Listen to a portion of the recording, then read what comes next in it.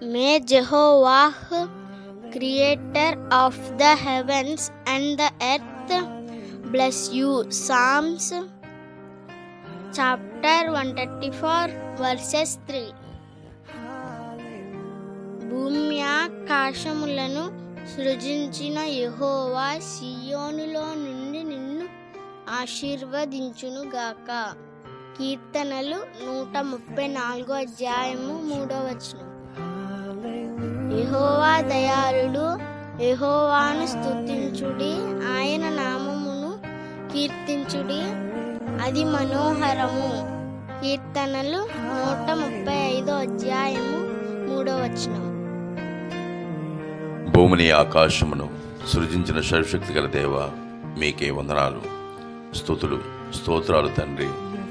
ఎంతమంది అయితే ఈ వాక్యాన్ని వీక్షిస్తున్నారో వారికి, వారి కుటుంబానికి ఆశీర్వాదం ఇవ్వండి.